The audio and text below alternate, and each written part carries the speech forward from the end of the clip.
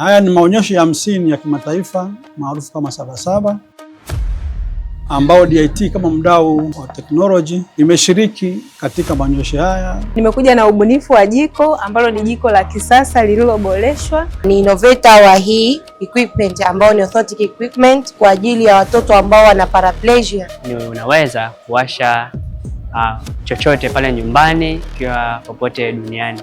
Tumekuja na mfumo wa kutrack mabasi ya BRT. Velcro hii ni industrial velcro ambayo ni heavy duty, ina support ule uzito wa mwili. Tumedesign sehemu maalum ya kuweza kusafishia vidonda especially kwa watu ambao wana kisukari. We, tulia.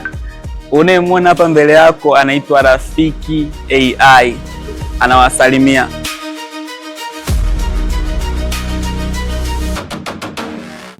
Tunazo bunifu nyingi ambazo zimefanywa na wanafunzi ambao wanafunzi wenyewe ndio wanahusika kwa ajili ya kuonyesha bunifu zao mbalimbali. Kwa majina naitwa Arnold Usiana Kimaro, ni mhitimu DIT kampasi ya Mwanza katika kozi ya Leather Product Technology. Siku ya leo nimefanikiwa kushiriki katika maonyesho ya Sabasaba na nimekuja na ubunifu mojawapo katika upande wa tasnia ya bidhaa za ngozi.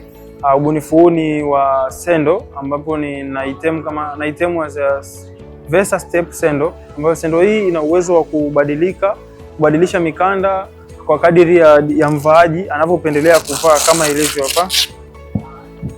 hapa. Unabadilisha mikanda kutoka kwenye mkanda mmoja kwenda kwenye mkanda mwingine. Hii ni kupunguza gharama ya mvaaji, lakini pia ni kupunguza ule mzigo, kuwa na mzigo mkubwa kwenye begi wakati wa kusafiri, kuwa na mpangilio wa viatu vingi, ila hiyo unakuwa una soli moja lakini unakuwa na mikanda mbalimbali. Sendo zetu ni imara sana kwani imetengenezwa kwa soli ya raba, lakini pia kwa material ya velcro, aina ya velcro ambayo inaweza kusupport ile mechanism ya kutoa na kubadilisha mikanda. Kwa hii velcro hii ni industrial velcro ambayo ni heavy duty, ina support ule uzito wa mwili. Yes. Lakini pia sendo hii utajipatia kwa kiasi cha shilingi 35,000 ambayo inakuja kwa package ya 3-in-1. Means inakuwa ina pair 3 kwenye soli moja. Kwa majina naitwa Oliver Felix Sangawe, ni mwanafunzi wa Dar es Salaam Institute of Technology. Ninasoma mwaka wa 4, bachelor degree in Electronics and Telecommunication Engineering. Nimekuja na ubunifu wa kuwasaidia watumiaji wa mwendo kasi. Kumekuwa kuna changamoto za watumiaji wa mwendo kasi kusubiri vituoni kwa muda mrefu bila kujua kwamba basi analotaka kupanda au basi la njia anayokwenda linakuja saa ngapi. Kwa hiyo ili kuondoa huo mkanganyiko na usubiriaji wa muda mrefu ambao kwa namna moja na namna nyingine unaenda kuaffect uchumi wa mtu binafsi na wa taifa kutokana na upoteaji wa muda, tumekuja na mfumo wa kutrack mabasi ya BRT, lakini huu mfumo wetu hapa sasa. Huu mfumo wetu wa kutrack mabasi ya BRT kama mnavyouona utakuwa una integration au kwa moja unawasiliana na mfumo wa simu za mkononi website, ambapo mtumiaji wa simu ya mkononi atapata information au taarifa za basi au ruti anayotaka kwenda akiwa na simu yake ya mkononi bila kudownload application. Sasa kwa namna gani inafanyika hicho kitu? Hii inaitwa bus tracker. Dereva atapewa hii device, ataihook kwenye gari lake kama unavyoona hii hapa, huko ataining'iniza. Akishaining'iniza, hii ni antena ya GPS. Humu ndani kuna GPS kwa ajili ya kukamata location ya basi. Hii antena itakaa nje ili iweze kucommunicate na satellite kupata hizo location. Sasa hizi information zitaenda kwenye mfumo wa nyuma wa website yetu ambao utatusaidia kupata sasa distance ya basi ambazo user atachagua. Abiria atachagua ruti anayokwenda, kituo anachopandia na kituo anachoshukia. Kwa hiyo huu mfumo kupitia latitude na longitude au coordinates ambazo mfumo utakamata itatusaidia kuestimate distance ya mabasi yote ambayo yanakaribia kituo ambacho mtumiaji anataka kupanda. Naitwa Huruma Dyson Msongwe, ni mwanafunzi wa DIT, mwanafunzi wa mwaka wa 2 masters ya Sustainable Energy Engineering. Nimekuja na ubunifu wa jiko ambalo ni jiko la kisasa lililoboreshwa. Kwa Kiingereza tunaita improved gasifier cooker stove. Tunaita hivyo improved gasifier cooker stove kwa sababu inatumia gasification process, ndio maana tunaita gasifier cooker stove. Na hili jiko limetengenezwa kutokana na changamoto mbalimbali ambazo wanazipitia wale wafanyabiashara wa mitaani. Kwa mfano, kuna wakanga chipsi na kuna wale wa mama ntilie. Kuna changamoto ambazo wanazipata. Changamoto ya kwanza ni kwamba wakiwa napika, joto linakuwa linapotea kupitia hizi kuta za nje za jiko. Kutokana na hiyo changamoto, tumeboresha ambapo ili jiko linapunguza upotevu wa joto, ambalo joto hilo lingepotea, ambalo lingeweza kupotea, tunali contain, unaweza kutumia kwenye kupika. Na pia changamoto nyingine ni kwamba kwenye kuwasha yale majiko ambayo yapo mtaani ya kawaida inachukua muda mrefu sana, na pia kwenye kupika mtu unakuta anachukua muda mrefu. Kwa hiyo tumeintegrate hii kifaa au hii feni pamoja na controller yake ili kusaidia mtu akiwa anaanza kuwasha anawasha kwa muda mfupi, na pia akiwa anapika anapika kwa muda mfupi. Kwanza tunawasha kwa kupitia hii hapa juu. Kwanza utachukua mkaa wako utaujaza hapa ndani. Ukishawasha, kabla hujawasha unaweza ukatoa mikata miwili au mitatu ili unavyowasha uwashie ndani kidogo. Kwa hiyo utawasha hapa, wakati huo utakuwa umewasha feni yako mpaka maximum.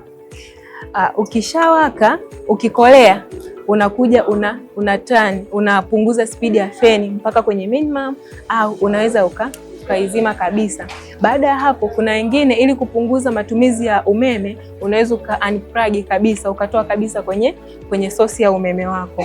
Kwa hiyo baada ya hapo unaendelea kabisa na mapishi yako. Na kitu kingine, ukishapika ukamaliza, kutokana na matirio tuliyotengenezea, unaweza ukasafisha hata kwa sabuni na jiko lako ukafanya mapishi yako katika mazingira ya usafi kabisa. Habari, kwa majina naitwa Hamida Dhamir Hamad, natokea DIT na ni innovator wa hii equipment ambao ni orthotic equipment. Ni kwa ajili ya watoto ambao wana paraplegia, na paraplegia ni kuparalyze kuanzia kiunoni kwenda miguuni, na kifaa hichi kitamsaidia kumpa ability ya kusimama tena mtoto ambaye ana tatizo la kuparalyze, either paralyze complete or partial. Na kifaa hichi pia kitasaidia msukumo wa damu ambao ni blood circulation na kurejesha strength ya kuweza kusimama tena. Asante, karibuni sana. Vifaa hivi vinapatikana ndani ya taasisi yetu. Kwa majina naitwa Rahma Kahindi, ni mwanafunzi wa chuo cha Dar es Salaam Institute of Technology DIT. Hapa nipo na bunifu yangu ambayo bunifu hiyo inamwezesha mtoa huduma ya afya aweze kusafisha vidonda vya wagonjwa especially wenye kisukari. Huwa wana vidonda kwenye miguu yao ambapo wanatakiwa kufanyiwa usafi wa vidonda hivyo at least mara 3 kwenye wiki. Kwa hivyo kama tunavyojua mazingira yetu ya hospitali huwa hayana maeneo maalum ya kusafishia vidonda. Sasa mimi nimedesign sehemu maalum ya kuweza kusafishia vidonda especially kwa watu ambao wana kisukari. Kwa hiyo hii unit yangu ina sehemu ya kumruhusu mgonjwa kulala ambayo ni hii hapa.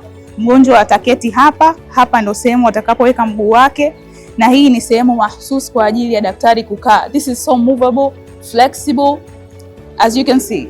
Hivyo anaweza kukaa kama hivi. Mtoa huduma ya afya akishaketi hapo anaweza kutumia remote kuweza kufanya movement ya mguu wa mgonjwa either down or upwards ili kuweza kubalance ergonomics, aweze kuwa comfortable wakati wa procedure na pia mgonjwa asiweze kuumia.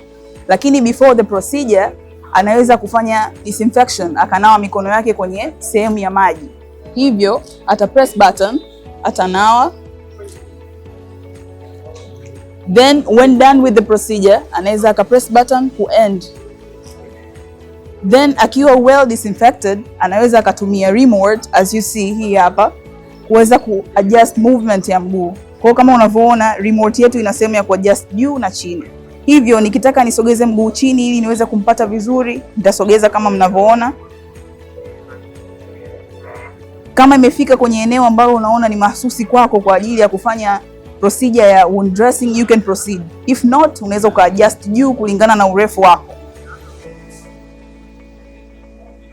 As for me, this is my comfortable area. Ni eneo ambalo ni mahsusi kwangu. Kwa huenda nikaacha hapo then nikaendelea na procedure ya kumsafisha vidonda. Baada ya hapo nashusha mguu chini. Hivyo mgonjwa anaweza akashusha mguu wake vizuri. Hili eneo linamrahisishia mtoa huduma ya afya kufanya kazi yake kwa ufanisi zaidi, lakini pia inampa utulivu mgonjwa wakati wa procedure, hivyo inampunguzia maumivu, lakini pia tunaepusha kusambaa kwa magonjwa contaminations, hivyo hatokaa popote, atakaa sehemu maalum wakati wa procedure. Kwa majina naitwa Mariam Jaa Mlanzi, ni mfanyakazi katika kitengo cha IT kwa ICT, kwa kirefu ni India Tanzania Center of Excellence in ICT. Kitengo chetu kinadili na kozi fupi, ikimaanisha kozi za muda mfupi kuanzia wiki 2, wiki 6, miezi 8. Pia tuna programu ya miaka 3 ya NVA ambayo ni NTA level 3. Tunachodili nacho sana sana ni kuwapa ujuzi kuanzia ambaye amemaliza darasa la 7 aweze kuelewa masuala ya kompyuta. Tunakuwa na form 4, form 6 na hata wanafunzi waliokuwa vioni. Mbali na hapo pia tunafanya kazi na watu ambao wako maofisini. Wao tunakuwa nao na tailor made courses ambazo ni kozi ambazo tunawaandalia kulingana na matakwa yao. So tuna deal na hivyo vitu, na pia tuna upande wa research and consultancy. Pia tuna kitengo tuna products and services ambayo pia tuna upande wa software development, na kozi zetu zinaanza kila mwezi tuna kozi zinazoanza, ambayo kila tarehe 1 na mpaka tarehe 15 tunaanza, na tarehe 15 tunakuwa pia na darasa lingine. Kwa hiyo kama sasa hivi tuna darasa ambalo linaenda kuanza tarehe 13 mwezi huu wa 7. Pia tunafundisha wanafunzi wanaotoka nje, sio tu wanafunzi ambao tuko nao, hata wanafunzi wanaotoka nje pia nao tunawafundisha. Tunapatikana Taasisi ya Teknolojia Dar es Salaam. Utafika pale utaulizia jengo la SET ghorofa ya 2, ndipo utakapotupata. Aliyokuwepo mbele yako hapa ni Joshua Gilbert ama maarufu kwa jina la Engineer Joshua, tukiwa tunaonyesha chuo cha DIT kilivyoweza kwenda mbali sana upande wa teknolojia. We tulia. Unayemwona hapa mbele yako anaitwa Rafiki AI. Anawasalimia. Rafiki AI ni roboti wa kwanza hapa nchini, na Rafiki AI yuko hapa Sabasaba kwa ajili ya kuuza karanga na kuongea na wateja na wageni wanaofika hapa banda la DIT kwa lengo la kutoa elimu juu ya Rafiki AI startup ambayo inatengeneza mifumo ya parking pamoja na mifumo ya car wash. Kama unaweza ukaona hapo, tunahusika na mifumo ya kusimamia car wash pamoja na kusimamia parking, na tukiwa na Rafiki AI mwenyewe alikuwa kwa ajili ya kuelezea hii mifumo na kukaribisha wageni hapa Sabasaba kwa ajili ya kuwapatia elimu juu ya umuhimu wa utumiaji wa mifumo ya parking pamoja na car wash kwenye biashara zao. Kwa maana hiyo, ukija hapa DIT banda la DIT hapa Sabasaba, unaweza kupata fursa ya kuongea na Rafiki AI kwa ajili ya kumuuliza maswali juu ya huduma zake, lakini pia juu ya short course, lakini pia na course zinazopatikana hapa chuo cha DIT. Habari, kwa majina naitwa Joseph Forest Joseph, ni mwanafunzi wa DIT mwaka wa kwanza, nasoma kozi ya ERE, na leo niko hapa Sabasaba ku present project yangu ambayo inaitwa Home Automation System, ambayo ni unaweza kuwasha chochote pale nyumbani kwa kuwasha au kwa kuzima ukiwa popote duniani. Kwa hiyo unatumia simu yako ya kiganjani kuwashia mfumo wa nyumbani. Mfumo huu unatusaidia, kwa mfano ile kusahau, kuna makosa ya binadamu ya kusahau. Unaweza ukajisahau, labda umetoka nyumbani ukasahau labda kuzima taa au kuzima feni, basi unatumia tu mfumo huu ambao ni rahisi sana. Unaingia kwenye simu yako, basi unaweza kuzima zile devices. Hapa ni jinsi ninavyofanya kazi. Unachukua tu simu yako ya kiganjani, unapakua kwenye app hapa, unaenda kwenye mfumo ambao unaitwa Home Automation System, bonyeza hapa, alafu inakuwa inafunguka hivi kwamba hii ya kwanza ni feni, hizi hapa ni taa, ambazo feni ndio hii hapa, tuna taa yetu hapa na tuna taa hii hapa ambazo ni kama room. Kwa hiyo tunakwenda kuwasha kimoja kimoja kwa kupitia simu. Hivyo naenda kuwasha feni. Kwa hiyo nabonyeza hapa.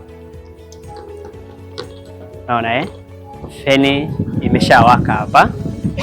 Na nataka niwashe tena taa pale, nabonyeza hapa hivi.